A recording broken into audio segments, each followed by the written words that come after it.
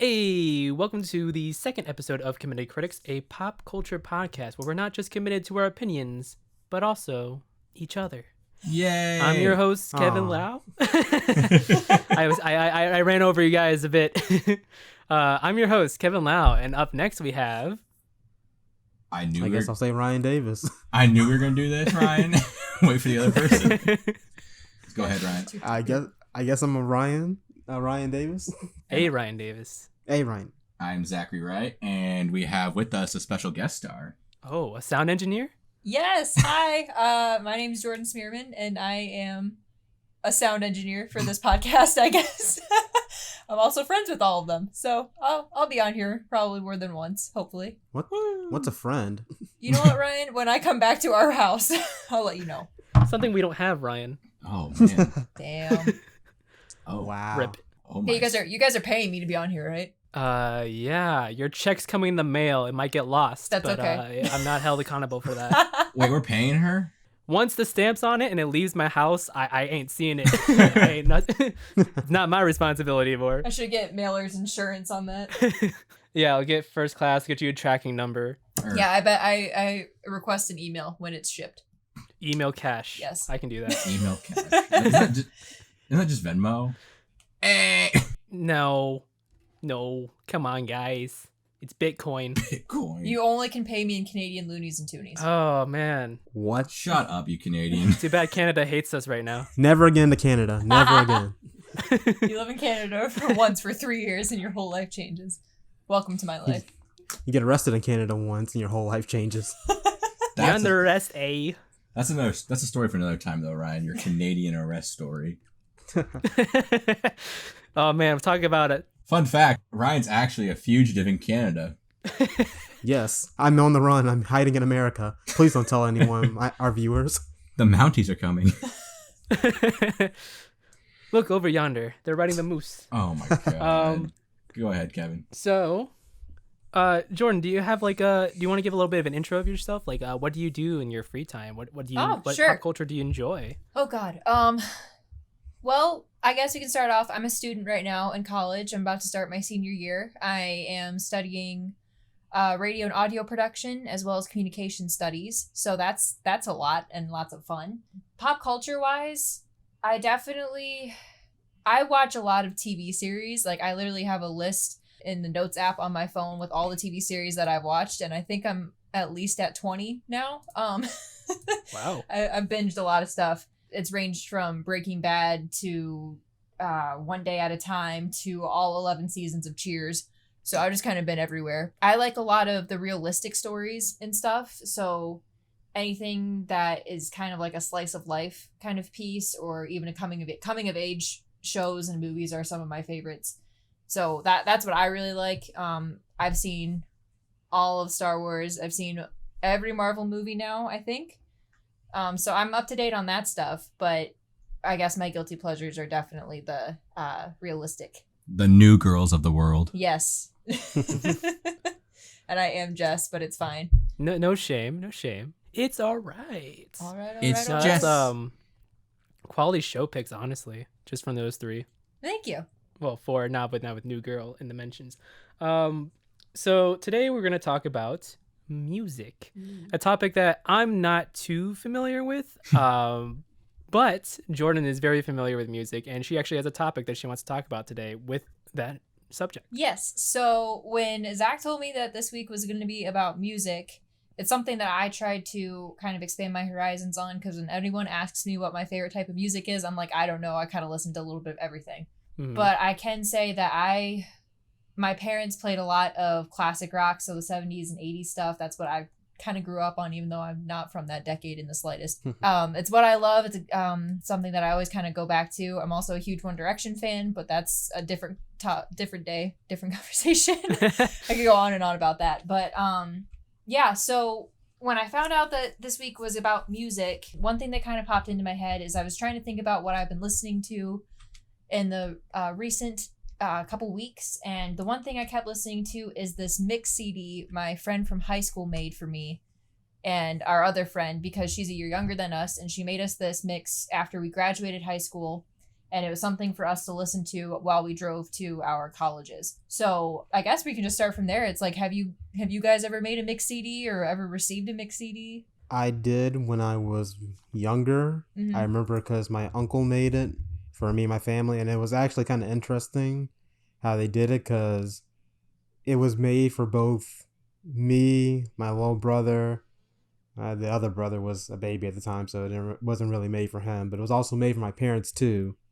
So it was funny because the mix CD went from like, I remember it went from like Hakuna Matata to like Boogie Wonderland to Neo, and then you had VeggieTales play on it at one point, and it was just like going random spots. So like you would just have like one song at you would be listening to one genre, and then you would go in a completely different genre.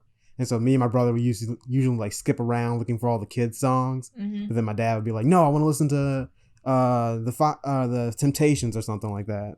That's cool. The way I've never made a mixtape for anyone or anything like that, but like the way I like listen to music is I go through Spotify and like find songs that are like what I want to listen to for like the week or however long I want to listen to it. I make my own playlist, so it's like a combination. It's kind of like Star-Lord's like Awesome Mix 1 and Guardians of the Galaxy, where it's like a list of like 10 or 12 songs. And I just go through and like I play those on repeat for like 2 or 3 weeks, get tired of them, make a new playlist. I have a whole list of different playlists on my Spotify account where it's just different, usually pop songs, sometimes classic rock falls in there, rap songs, hip-hop, R&B. It just depends on what I come across digging through Spotify's trending, popular, indie hits, stuff like that. Nice. What about you, Kevin?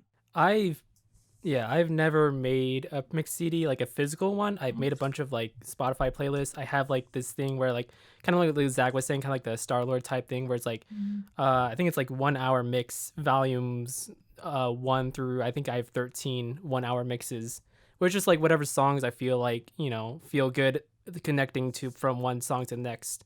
Something that's transitional for a good hour, whether it's like at the gym or something like that. I think you shared one of those with me, Kevin. I'm pretty sure. I think it's your chill mix. Like probably. Back when we were in college, I think you... Wow, that's weird to say. Back when we were in college. But our friend Devin made me a mixed CD one time. We had known each other for a few months. I want to say it was, first semester that we knew each other. So he made me a mix CD because we were listening to, he was introducing me to a lot of music that I wasn't familiar with lo-fi chill stuff. And I was just like, oh man, this is great. I like listening to this stuff. I keep looking, making Spotify playlists, all that stuff.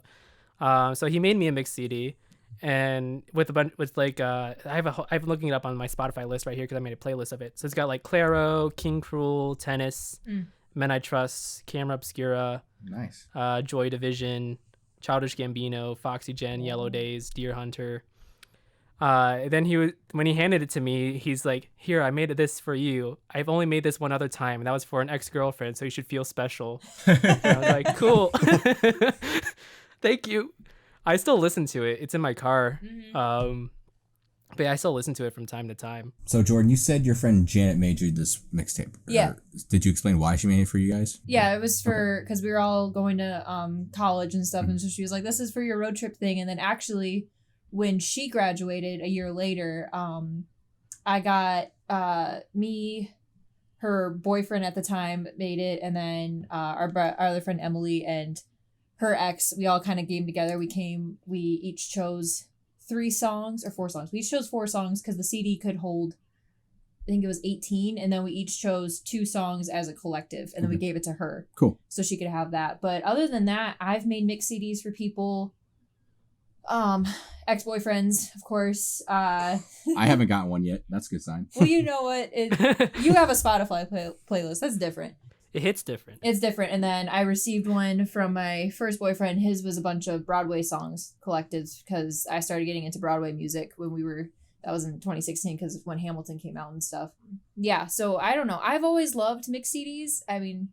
So the songs and your mix CD from Janet are curated to you, so like... No, they're actually... No. She just made it all for like all of us because she gave it to me, Emily, Tim, who was my ex, Emily, and then Emily's boyfriend, and then Brendan. We Oh, all got the same songs, but like the CD covers, she designed them all for different, like cool. it matched our the colleges that we were going to. So my question is like, so are like the songs like reminiscent of your guys' friendships by any means, or is it just kind of like songs Janet thought you guys would like and like, here you go? I think it's songs that she thought that we would like. It's a little bit of everything. It's the Come On Eileen is on there. Classic. Dancing Queen by ABBA's on there. Classic. Malibu by Miley Cyrus. Eh. That's one of her better songs. We actually listened to that on the way to prom, so I think that was like a nice memory. And there's a song from the Perks of Being a Wallflower soundtrack that's on there that I absolutely love. Which actually kind of brings me to my next question. So you guys are talking about like Guardians of the Galaxy, how the soundtracks and stuff. So personally for me, I own a lot of vinyl records. I have over 50 of them, and I always go for the ones that are more like movie soundtracks because you get a collective of different artists and different songs instead of just one album. Do you guys like stuff like that, or would you rather have just one album of the same artist? I mean, for me, so like looking at like soundtracks like Guardians of the Galaxy, like I know Ryan and I really dig Into the Spider-Verse, that soundtrack. I'm sure we all do in this conversation right now. But I mean, like, I feel like the soundtracks are more fun because it reminds you of the movie. Yeah. Like in Guardians, like in Volume 2, Guardians of the Galaxy, right? I know the chain is in 2 times in Guardians of the Galaxy Volume 2. When they're about to leave to go fight Ego. And when Star Wars is like, no, I'm going to kill you, Dad, basically. And like gets his, like, channels his inner power and starts kicking his own dad's butt, basically. Damn, spoilers. Yeah, that movie's only 2017. been out for like 3 years. Yeah, it's 3 years. Yeah, if you haven't seen it in 3 years, It's been out for a while. MCU is very mainstream. Like, come on. If you haven't seen Guardians of the Galaxy Volume 2 by now, I'm sorry, but I'll write you a personal apology letter. With a Venmo. With a Venmo, no, not a Venmo, not paying with anyone. cash. With cold hard cash. But I know like other soundtracks, like the Black Panther soundtrack, like that's also a very like good soundtrack. There are a couple songs on there I really, really like and dig. But yeah, that's just me personally. Like, what's more superhero stuff for me reminds me of like the characters in the movies. Yeah. Whereas like if I get kind of bored listening to one album, there are only a couple like artists I can listen to like a full album and I get bored. I'm like, okay, I want to listen to someone else's voice for a little bit. But that's just me personally. Here's the weird thing about me. So, as Zach mentioned, I like Spider-Verse. Right. Really? It's Black Panther. The weird thing is I've only listened to, I guess, 4 soundtracks that weren't Disney. Right. Or strictly Disney soundtracks. So the rest of them, like, you know, you got Toy Story or something like that. You got like Tarzan. Like those are movie soundtracks. But like other than that, it's really just Guardians, Spider-Man, Black Panther, or Baby Driver. Baby Driver's a good one. Yeah. I like all the soundtracks on that, but like I don't it's weird because I don't listen to a lot of musicals or anything like that. So or I don't find movies that have a lot of specifically made soundtracks. I don't know if that's like it with every movie or not, but like there's only been a few that I've seen. So like when I listen to that soundtrack, when you said soundtrack, Jordan, for like movies, my mind immediately went to Duel of the Fates for Star Wars because that's the kind of soundtracks I listen to. I would say those are more scores than soundtracks. Yeah. I guess so. It's like that's what I think of when someone says a movie soundtrack. But I guess that's really a score. Yeah. So, real quick, I have a question for Ryan. So, would you say like movies like Spider-Verse or Black Panther, do you think those like because you like the soundtracks, is it because you like the songs or because you have a special place in your heart for the movies, so you coincidentally like the soundtracks? I think it depends on. For Spider-Verse, I enjoy it both because I enjoy all the songs and I enjoy the movie as well. Whereas like with Baby Driver, it's a little bit different, like because I like the songs because of the movie. Because honestly, I had never heard of half the songs that were in Baby Driver, and except for like Tequila, until like I saw the movie. So I was like, oh snap, these songs are good. And so like whenever I listen to it, it brings me back to that movie. Right. So I think it really depends on one, like I guess the age of the song, because I listen to the only old songs I listen to are mostly R&B because my parents. But you know, it really depends on the age of the song and the movie. Okay. What about you, Kevin? Well, I just have a question real quick. With Spider-Verse, isn't most of those songs original to the movie? Yes. Yeah. I think same way with Black Panther. There's some original tracks that's for the movie. Yeah. which is not uncommon. Right. Like usually there is like one or two that may be original for the movie. But yeah, so I'm more of an album guy. I like listening to an album from beginning to end from the same band, because I feel like, you know, like building an album is kind of like building a movie, but like whereas each song is kind of like each scene of the movie, or like, you know, a story. So like the album, like I feel like tells a whole story. Like Father John Misty, I feel like does this very well with his albums. Yeah. And so you mentioned that you collect vinyls, and your vinyl collection is bigger than mine.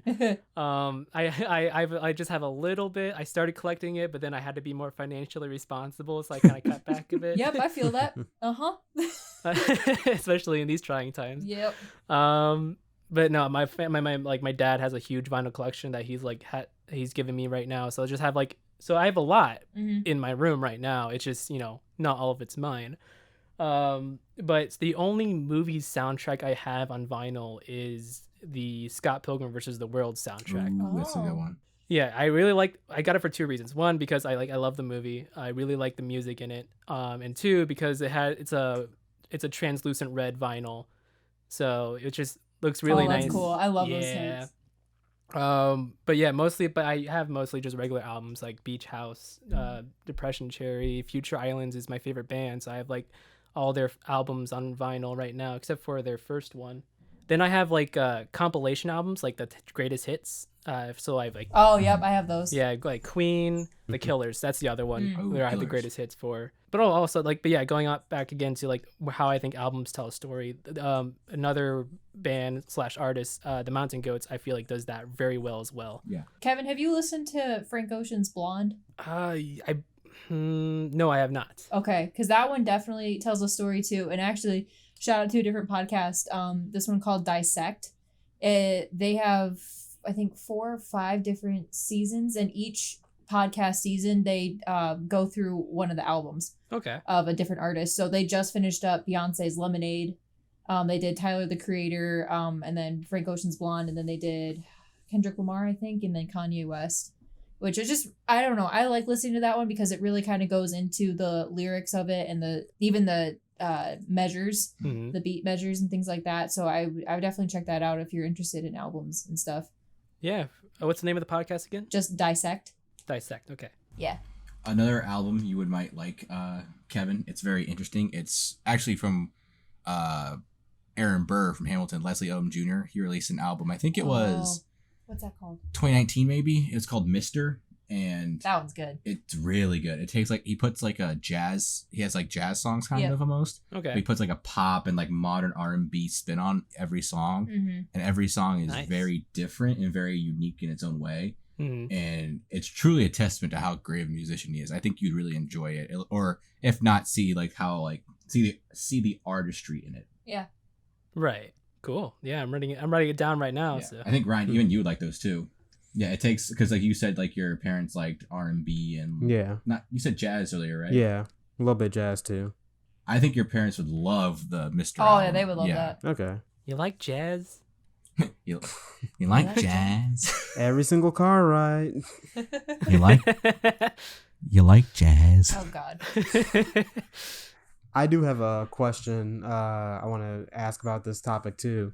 So something I listen to a lot of, usually on YouTube, are covers of different songs or things like that. So it varies for me. Sometimes it's like, a cover of a popular song. Sometimes it's a cover of a song for a video game, and sometimes it's covers of songs I've heard in anime, but they do it in English, so that way people can actually understand what they're saying.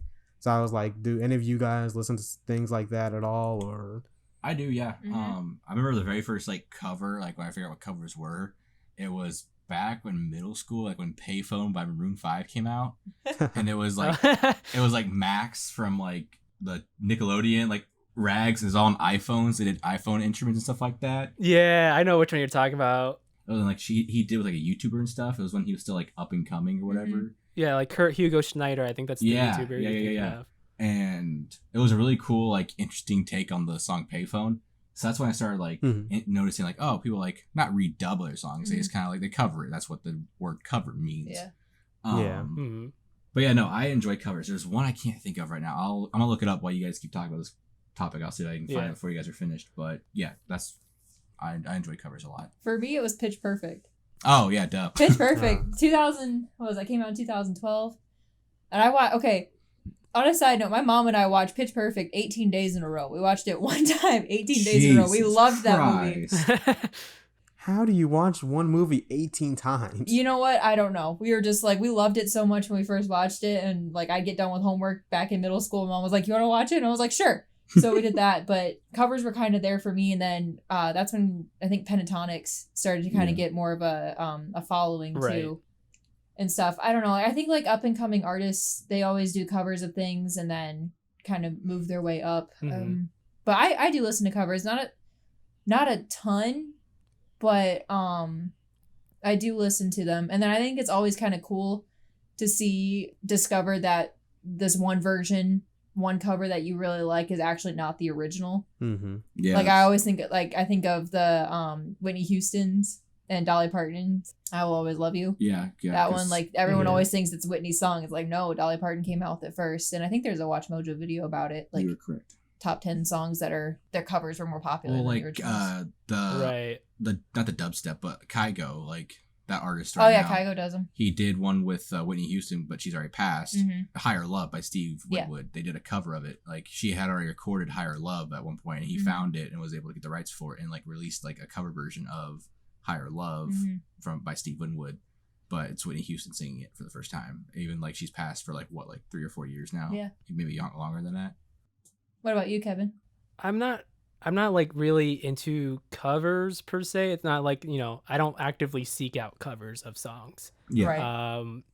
Right. It's like, but like I've watched covers before. Like when Kurt Hugo Schneider, when his channel was kind of like the thing on YouTube for a bit. Right. Because he was mostly known for his one shot music videos and also like the mashups at the end of the year. I usually just watch it just for the video production value than the actual music. But Pentatonics, like, I really like their acapella covers. I think acapella covers just kind of hit different than regular covers because it's like a whole new instrument, a whole new experience for the song. I mean, that's not to say that there are covers I think that are like really good. There's an indie band called Sure that does a cover of what's the song by Talking Heads. This Must Be the Place by Talking Heads. I've heard that. Yeah, Sure did a cover of that I really liked. Emily Blue did a cover of Call Me by Blondie that I think was really good and modernized really well. It's one of those things where it's like, you know, there are two different songs. I don't think a cover can ever ruin the original because the original is the original. It's there. Yep. Like, you know, you can always just listen to that. You know, I like to see covers that don't try to be the same as the original, but rather try to bring it to a new light. That's why, like, Weezer's cover of Africa, I'm just like, it's okay, I guess. I mean, it's the same thing. Oh, don't get me started on that. That entire Weezer album is just all covers. Yikes. But it's just like when a cover does, especially when a big, well-known band does a cover of something and it's the same thing, I'm just like, what's the point? Like, I feel like it's just cheating for them because they don't have to come up with a new song. They just do the same exact thing that the other band did. Technically, like, they could do that. They just have to pay the original band royalties, but it's just oof. Oof. A big oof. I'm trying to think what else I was going to say. You mean to tell me you don't like Lord's version of Everybody Wants to Rule the World? There's a version of that? What? I like that one. That one's very different. Yeah. From the Tears for Fears version. There's that. There's Marilyn Manson's dang it, I forgot. Sweet Dreams. Oh, I didn't hear Marilyn Manson's version of that. I only know it because they played that cover in the Wrath of the Titans trailer. Oh my god.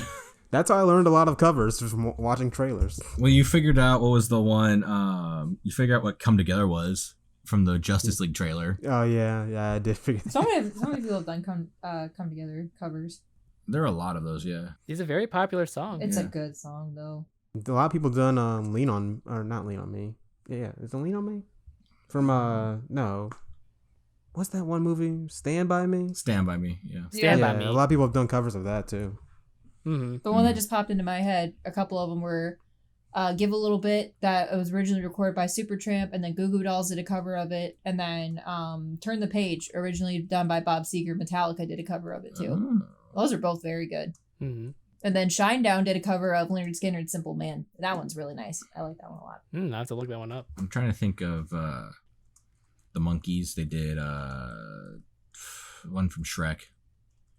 There's a lot of them from Shrek. I can't think of the song right now. Shrek is a Smash great... Mouth? Maybe Shrek has a great soundtrack. Which one are you talking about? Oh, I'm a Believer. That's like always been covered. Yeah. Hallelujah is a big cover song too. Everyone does Hallelujah. Yeah. Hey, everybody. Oh, yeah. Don't diss the Fairy Godmother's cover of I Need a Hero. Oh, never. Never. Classic. Phenomenal. But come on, none of them can ever beat 5 Seconds of Summer's cover of Killer Queen. That one's... Ooh. Oh, no. That's a good one. I don't really care for that one too much. I like that one. Jordan's a big 5 Sauce stan. Yeah, it's okay. It's fine. We can agree to disagree. I understand. Yeah. But you know what? Shawn Mendes butchered the Under Pressure one, and I stand by this. I didn't know he did that, and I'm scared to listen to it. Yeah, he did. I didn't either. It was it was with the 5 Sauce one, how they did like modern artists covered it, but nothing will beat Panic at the Disco's cover of Bohemian Rhapsody that was at the end of Suicide Squad. That one's good. I do agree that one's pretty good. I will give them that. It's decent. Yeah, it's decent. I Yeah. enjoy it. Yeah. I mean, I enjoy Suicide Squad, so that's a whole other topic. Yeah, but like that one was like the cover is it's just different enough, and it's clearly made with different instruments because it's more synthesized. Yep. Yeah. Than the original. But I liked it. I thought it was decent. Do we want to move on to what Jordan's been watching recently? Oh God. Individually? Oh no. Yeah, we can. We can. Someone else can go first if you don't want to talk about it. Well, there's a lot. Oh, all right. All right, you can hit it. All right. Pull out that list. Oh God. Okay, so the one that I've been watching on live TV is Songland. That just ended 2 weeks ago. Kevin, you might actually like that TV series too. Songland. It's a competition. Each week is a different artist. So it's 3 different music producers. It's Ryan, Yes. Tedder. No, not you. The Damn. the lead singer for Moment Republic. It's this guy named Shane who's won a bunch of Grammys for country artists, and then Esther Dean, who is actually also in Pitch Perfect, and she's written and worked with Rihanna and Usher and all that stuff. It's them, 3 music producers, and then 1 artist. So this past season was their 2nd season. They had artists that like Florida Georgia Line was on there, Usher was on there, BB Rexa was on there, her and Julia Michaels, like just to give a few. And what it is that the artists come on and they're looking for a new song to release. Boyz II Men was also on there. And they have 4 different up-and-coming songwriters come on, and they pitch one of their songs. And then if the artist likes it, then they move on and they work with one of the producers. So there's 4, then that goes down to 3. And each producer works with one of the songwriters, and then they make a new song and they pitch it to the artist, and then the artist ends up choosing one. Okay. But what I really like about it is the pitch part, because then the producers and stuff, after the songwriters sing their song, whatever, then the producers just come on and they're like, oh, you're using like this. What if we change these 2 lyrics around, or like switch this chorus? And then they just start singing it. And it is just so cool to see the whole process of it. And I absolutely loved it. Like, it's kind of predictable with some of them, like Luis Fonsi, who sings Despacito, he was on there. And you could kind of tell what one he was leaning towards. Like, I think there's a couple episodes like that. But then there's other ones that absolutely are just like, I didn't think they were going to pick that one. And sometimes they pick more than one song. And it's just a really cool one. So that one I've been watching. I watched on live TV. And then the ones that I've been kind of binging, I binged the whole 1st season of Never Have I Ever. I binged that all in one day. And that was just a really good series too. Minnie Kaling is on that, or she created it. And I think she wrote a couple of the episodes and she's produced it too. And that one's really good. And then I just started and finished the 1st season of Pose, which is an FX show, but it's now on Netflix. And I started the 2nd season of it, and I really have been enjoying that. I haven't seen any of these. I would highly recommend all of them. I wrote them all down. Good. I can't even get through a whole season of Full Metal Alchemist or New Girl in a decent time span. Well, Never Have I Ever is only 10 episodes and they're 20 minutes apiece, so it was kind of easy to finish those. It was a really good one. I watched the trailer for it and I was like, I added it to my watch list and then never got around to it until just now. And I was like, you know what, screw it, I'll watch it. And then I ended up finishing it all in one night. And it was just really good. It's a coming of age one, but I really like, and what I've been trying to kind of do with what I've been watching is expand it so that the main characters are people of color Mm-hmm. and stuff. So I'm just trying to kind of get more representation for that and kind of learn, because I think, I mean, obviously people of color are underrepresented in this industry. And I think it's really good to kind of see shows that have star or main people of color characters. So what I really like about Never Have I Ever is that the main character is Indian. Mm-hmm. Like her family, her parents they left India, but we'll just say that. They left India and moved to the United States. And so she grew up like with Indian culture, but also American culture. And I think that's really interesting. Mm-hmm. And her two best friends, one of them is Asian and the other one is Black, and she's also gay. So I think that's really good. And then she has a crush on a guy who's half Japanese. So I just think that's really interesting. And then Pose is really cool because it's set in New York City in the 1980s, and it's all about the LGBT community there. And it focuses more on Black LGBT, but it's like also right when the AIDS epidemic starts too. Mm-hmm. So I think that's really interesting because some of the characters get diagnosed with AIDS and they're like having to live with this, but it's also talking about the LGBT culture with voguing. Like they talk the whole episode. One of the episodes I just watched was when Vogue by Madonna was released. Right. And they talk all about that through it. It's like, look, like our culture is being represented now. Like we're getting positive feedback on it because everyone loves this song. And so it's just been really interesting to kind of see this new culture. And obviously some things are dramatized. I understand that. But I think it's a good way to kind of learn about things that, you know, we might have not learned about. I have a question. So is it, yes, it's representing the Vogue community, right? Mm-hmm. But didn't Madonna appropriate that to some degree? She did. Okay. She definitely did. But I think this was before they kind of realized that. Okay. Because it's all about, it's ballroom culture, mm-hmm. which I didn't know about ballroom culture or anything until I was actually at work. And then I looked at an Associated Press article because there's a new HBO reality show that's all about ballroom culture. I think it's called Legendary. Yeah. And that's actually a competition between different groups. And they're called families. And it's people from all kind of walks of life, usually the LGBT community. And they come together and they actually perform. So they're like voguing is part of their dancing. They dress up in really elaborate costumes. It's kind of like a fashion show with a dance competition. And that's what Pose is kind of showing into it. But yeah, I mean, Madonna definitely appropriated it. She didn't really kind of give credit to where credit was due. Rip. But the show doesn't really talk about that, which I don't know if they will. I just started the second season, so we'll see what happens with it. Interesting. That's very interesting. Yeah. Mm-hmm. That's awesome. I wrote all those down because I've never heard of these before. So yeah, Songland. The whole second season of Songland's on Hulu. Nice. And then Never Have I Ever is a Netflix original, and then Pose is on FX, but they had the first 2 seasons on Netflix. Cool. Okay. Cool. Nice. So that's Songland, Pose, and Never Have I Ever. Never Have I Ever. Okay. And you watched that all in like what, 2 weeks? Yes. Jesus. Wow, putting us to shame. Pretty much. This is what happens when I don't have a summer class. She's the more committed critic. That's the thing. She is way more committed than we are. Yeah. I'd be more committed if I had more time. That's fair, yeah. Which is what we all say. But how about you, Ryan? What have you been up to this past week? I know we had talked about having me watch Doctor Who, but I've just been busy at work most of the time, and I've been finishing up this other show that I've been watching. So the only other thing I've been watching is it's called Food Wars. I'm not sure if you've heard of it. It's on Netflix from Smosh? now. Huh? Oh. I was like, Food Wars from Smosh? Oh, no. Oh my God. No. Oh, Jesus. It's a cooking show, right?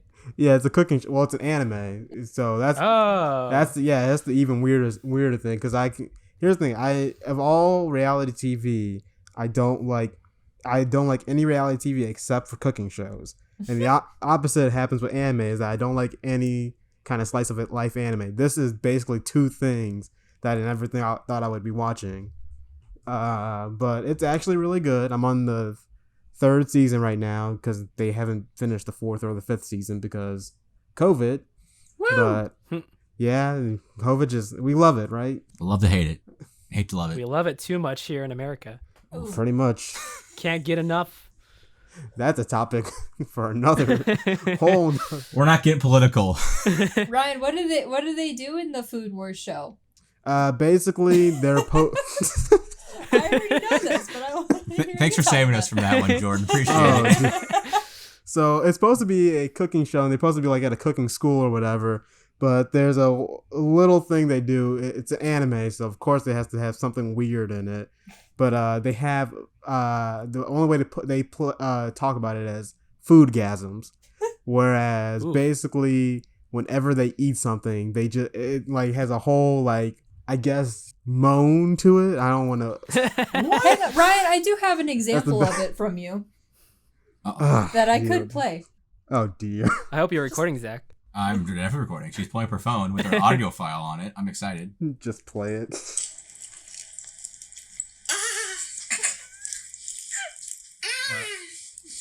Oh, I heard it. So Yeah, so That's a foodgasm.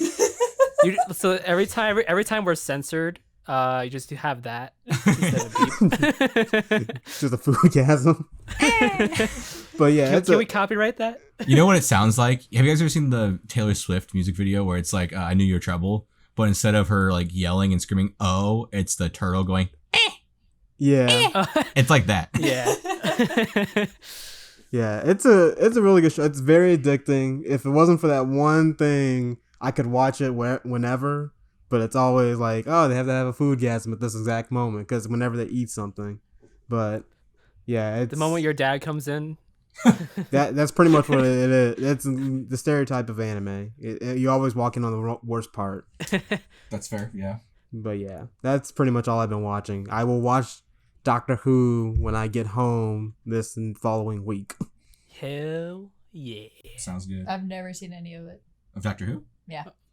I started watching Doctor Who in the reboot 2000. I didn't watch it in 2005, but I started with that in the new reboot. I got all the way to Peter Capaldi's like second to I think this is his last season or series as they call it in the UK. Yeah, season 10 was his last one, and then season 11 was Jodie Whittaker. Which one is Christopher Eccleston? He's season 1. Christopher Eccleston is the 2005, the first one, season 1. Season 1. The 9th Doctor. Technically the 9th Doctor. I'm trying not to confuse Ryan. Yeah, well. I'll let him watch all the way to the 50th anniversary special. Then, like, plot twist, there was actually more going on before There's that. 3 other Doctors. Wait, there's 3 other Doctors before the 9th Doctor? I mean, that makes sense because there was 8. Well, actually 9 technically. Kevin, we gotta count David Tennant's Regeneration. He postponed it, and the War Doctor, and Matt Smith. Yeah. I was gonna say, I feel like when Matt Smith became the Doctor, like you were either a Doctor Who person then or a Sherlock person. Yes. Yeah. And I was a Sherlock person. Oh, that's when like Doctor Who in America became like hype. Yeah, I agree. Like once like Matt Smith took over Doctor Who, that's when it became like Americanized. Yeah, I was a Sherlock kid, so I was a Matt Smith stan. I was both. I was neither. I feel like Sherlock has not aged well. Oof. no, not really. But it's I love Benedict Cumberbatch. I haven't seen the final season of Sherlock. The thing is, like, I think Sherlock is like, it's a decent show, but it's not a good mystery show, because it purposely misdirects the audience. Yep. Right. I've seen the first. No, go ahead. I've seen the first episode of Sherlock, I think 3 times, and every time I fall asleep at like the 40-minute mark.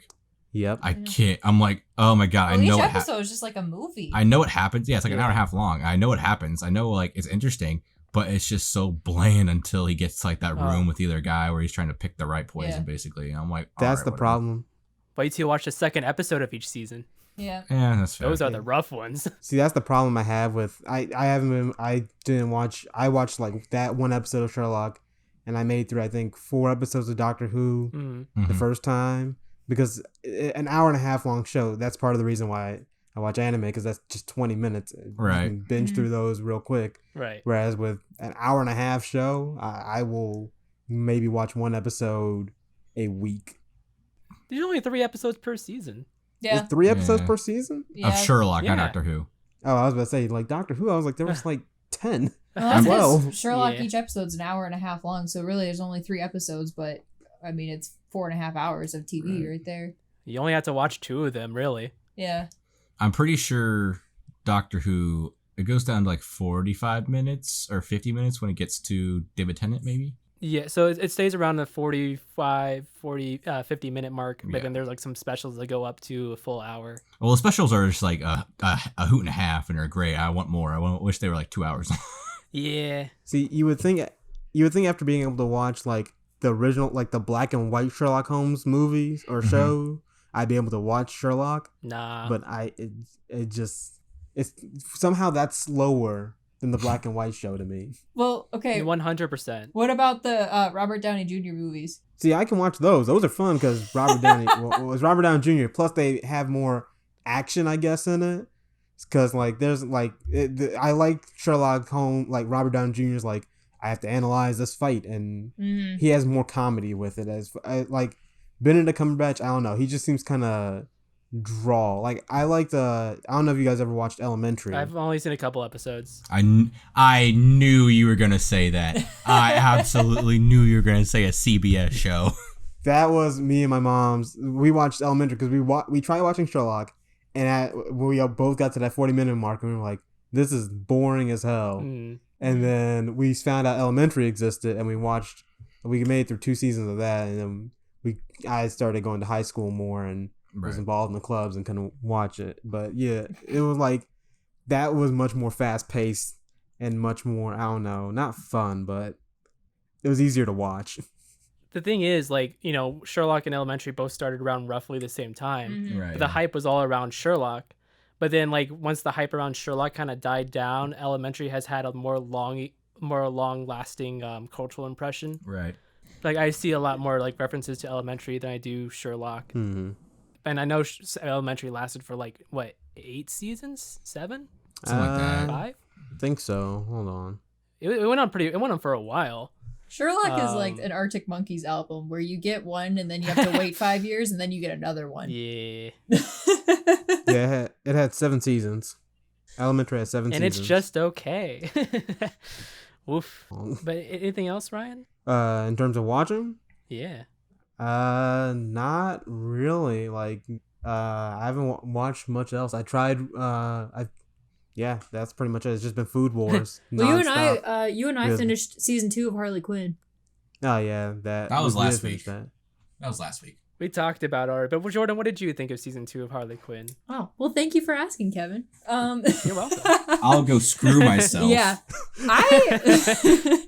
I actually really liked the series. I honestly didn't think I was going to like it as much as I did. Mm-hmm. It's a very feminist-driven show, and I really liked that. And I also really liked how it was just kind of like, screw you, Joker. Like, I'm gonna do my own thing. And I don't know, I thought that was great. The second season was good. It was very, I don't know, it was very like kind of plot twisty. Mm-hmm. Like, I remember there was a couple episodes Ryan and I were watching, and then like it would end and we were like, what the hell just happened? And we just kind of like stood there for a second just in silence, and then started the next episode. It's like, oh, okay, here we go. What shit show's gonna happen this time?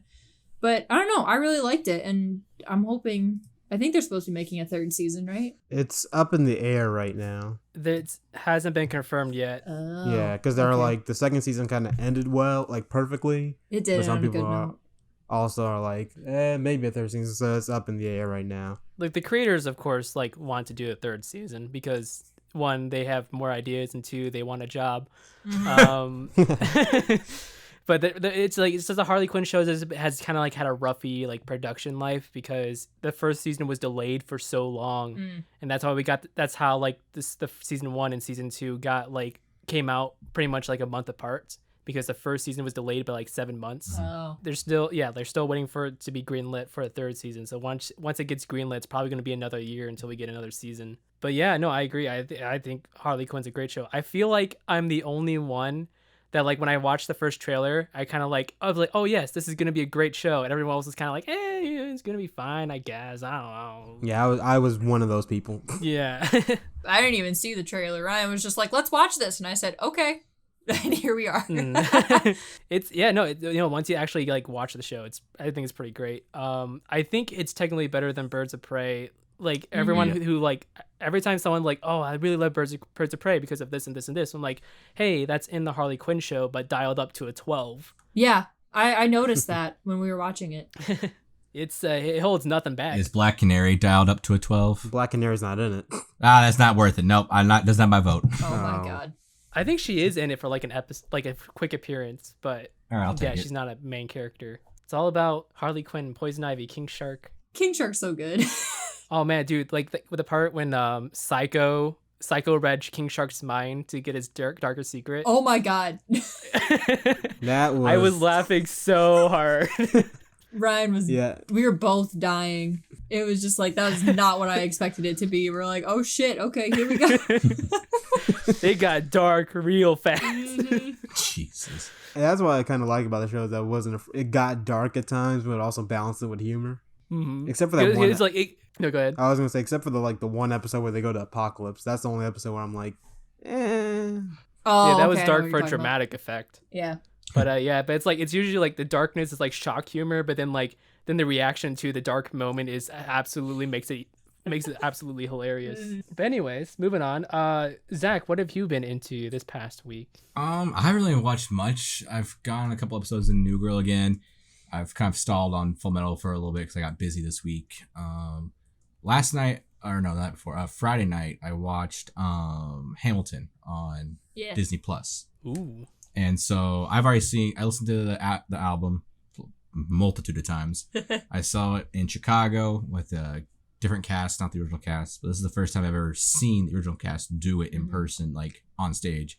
I didn't bootleg it. I wasn't anything like that. I waited, got it on Disney Plus, and it was really good. But my one question is I know Jordan's, I think, the only one that's seen it so far. Kevin, you listened to it, right? I've listened to it once, and that was like a while ago. Okay, and Ryan, you've listened to it sporadically, but you haven't watched. I listened to the Satisfied cover, the Queen Latifah Satisfied cover. Okay. That's about all the extent of my Hamilton knowledge, other than random people in my dorm singing it at 2 a.m.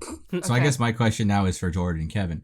Do you guys think Hamilton will be remembered fondly, or will its memory be tainted in the future? Like the show or the person? Like the show. I think it'll be remembered fondly, as long as Lin-Manuel Miranda doesn't do anything that tarnishes it. Right.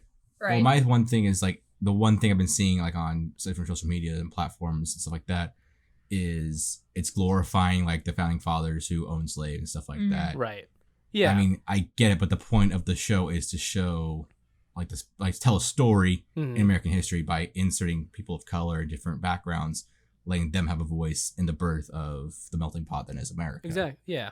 I will say that they talk about the slavery thing in a different, I think it was a PBS documentary called Hamilton's America. It's just an hour long that aired, and it was interviews with the original cast and Lynn and stuff, and they talked to Daveed Diggs about that. They asked him, like, what's it like to play Thomas Jefferson, who, was owned slaves and was all for slavery and things. Right. And he talks about that, and he's like, as a Black person, it was rough. Like, I really had to think about if I wanted to take this role or not. Mm-hmm. And I think that's something that I don't think a lot of people watch that. Right. And I think if they did, they'd kind of see it. Mm-hmm. I do think Hamilton will go down fondly just because it also really kind of brought Broadway back into the spotlight. Right, yeah. Like Broadway was all those like huge belts and of long high notes and, like defying gravities and Wicked and things like that, elaborate costumes. And Hamilton was just kind of like made it a little bit more modern with adding rap and stuff to it. I just think that's kind of the way to go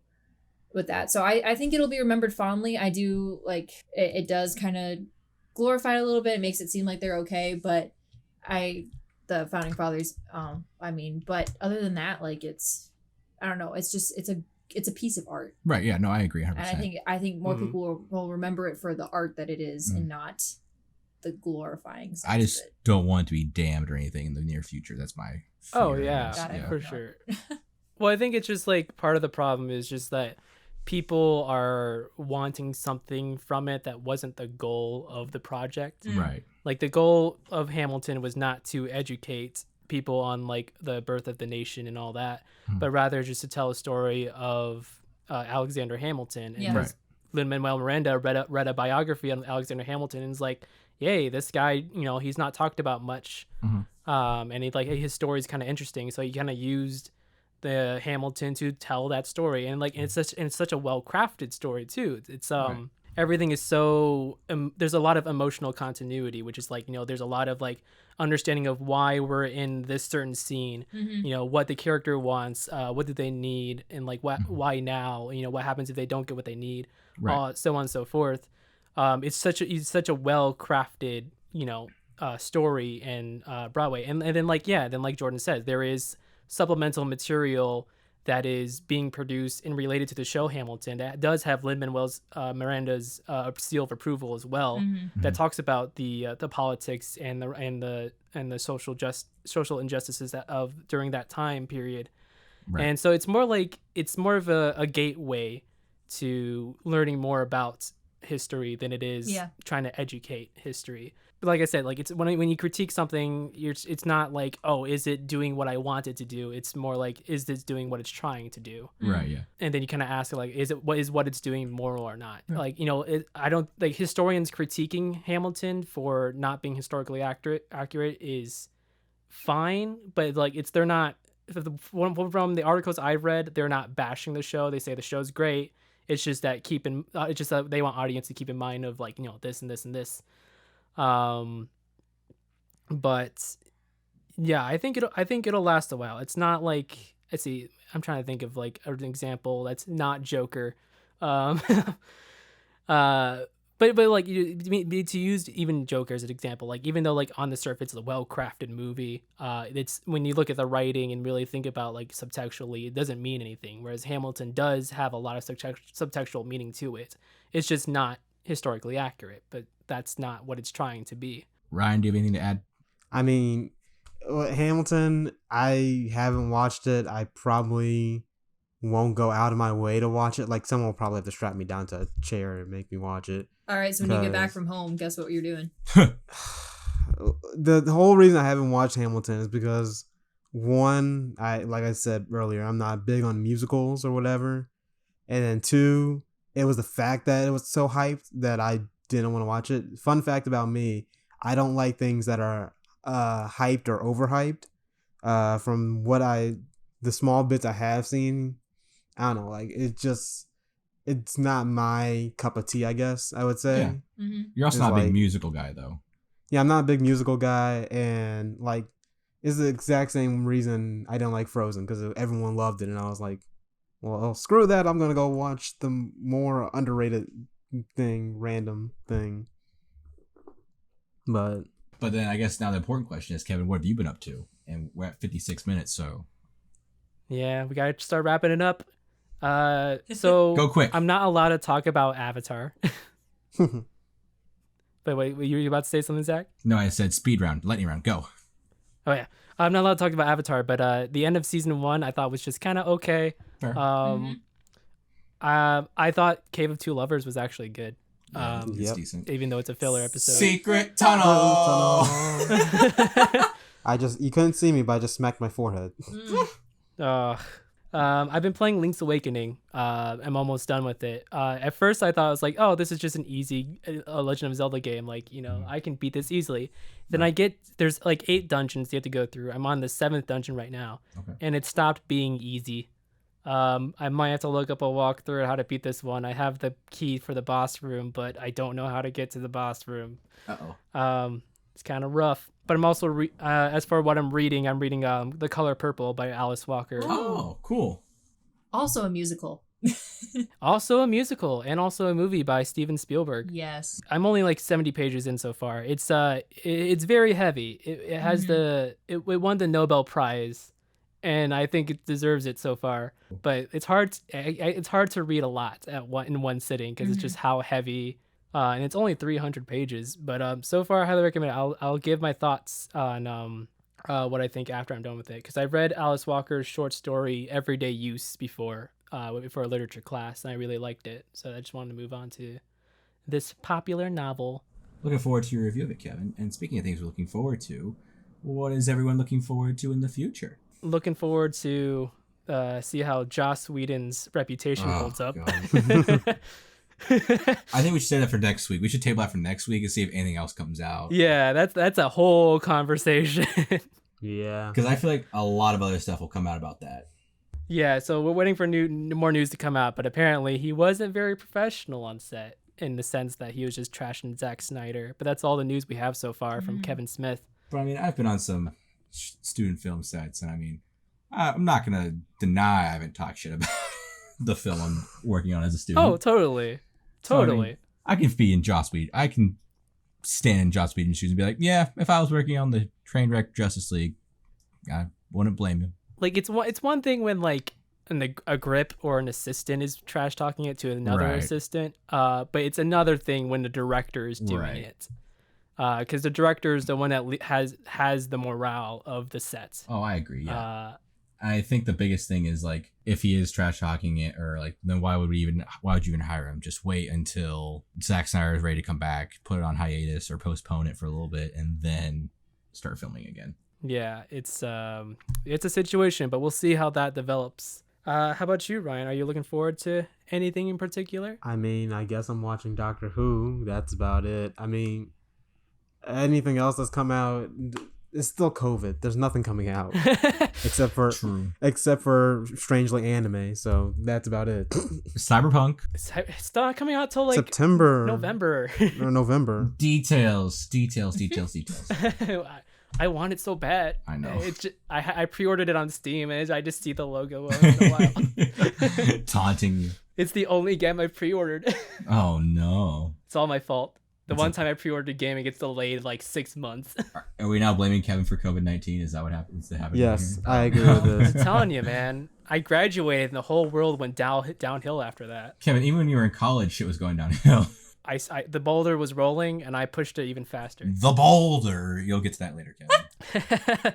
I can't wait to see what that was referencing. Yeah. How about you, Jordan? What are you looking forward to? Honestly, I'm not really sure. Well, Animal Crossing just came out with their update on Friday for diving and stuff, and they said that they're coming out with another fun update in August. So I guess I'm looking forward to that. Other than that, I mean, everything else has kind of been delayed that I've been interested in. So yeah. Has COVID affected us stay all? in quarantine with Animal Crossing. Yes, Ryan. Yes, it has. If you live in America, COVID has affected you. To a T. Pretty much. Yeah. Big ol' yikes. Wait, Zach, did we go over what you were gonna watch? What I'm gonna watch next week? Well, what you were planning on looking forward to? Oh, what I'm looking forward to? I don't know. Like I'm excited for. I know Cyberpunk, like we said, that's a while away. I've been playing Assassin's Creed Odyssey recently. I'm kind of want to get Assassin's Creed Valhalla because it's about the Norse mythology. Get the PS5 to go with it. Oh God, I don't want to buy a PS5. That's why I got a PC, man. I can just upgrade and never have to buy another console. Mm-hmm. Yeah, you say boring. that now. Yeah, wait till Spider-Man Miles Morales comes out. I was gonna say, let the record be known right now that Zach does not want a PS5. But I have to. And we're gonna revisit this. I have to get it because of Miles Morales. That's the thing here. Why not? Yeah. Yeah, that's the problem. So I mean, yeah, I'm excited for anything really. Like I could get a new game. I need a new game to play. So Animal Crossing. I don't have a Switch. It's okay. Borrow Jordan's Switch, I guess. I don't know. Kingdom Hearts. I do need to chip away at Kingdom He does Hearts. have a profile. Yeah, you could just live on her island. He does. He I has do. a tiny little house. I just upgraded my house now, so I have all the rooms that you can get, and he's still on the single one. Wait, so you just maxed out your house? Yep. I think I'm like one upgrade away from that. But like I said, I stopped playing it a while ago. So Yeah, I Oh mean, my once you owe Tom Nook over $1 million, a million bells, you needed a second. yeah, Mhm. It's all my island's just covered in like exotic fruits. So I've just kind of just been farming Wait. that. Wait, Kevin, what? What fruit do you have? Apples. My main fruit is cherry. I have oranges, peaches, coconuts. You have pears. I do have pears. Give have Jordan your friend code. That's the one fruit I still need. Okay, well, yeah, totally. Like, no, Okay, we good. can totally like. You can visit my island sometime, and I can give you a bunch of pears. I will And that's take how it. friendships are made, people. And that's how friendships are made here on Committed Critics. Jordan, if you need like special furniture or anything, like I have friends who like make and like kind of like just harvest furniture. Oh my god. So anything that you need, like I could probably get it to you. Are we making an Animal Crossing black market right now? Yes, It's fine. I am a dealer. Oh my God. Okay, with that, Kevin, take us out. I will take us out. You've been listening to Committed Critics, the show where we're not just committed to our criticisms, but also each other. Aww. You can support us on Patreon. with link below in the description. Our current goal is $10 a month to cover the cost of being on Podbean, and so that we can also be on Spotify and all your other favorite listening apps and websites. You can also follow us on Twitter at Committed Crits. It is COMMITTED. My name. Oh, sorry, I didn't spell the whole thing. COMMITTEDCRITS. And my name is Kevin Lau, and we are over and out. See ya. Bye. Bye.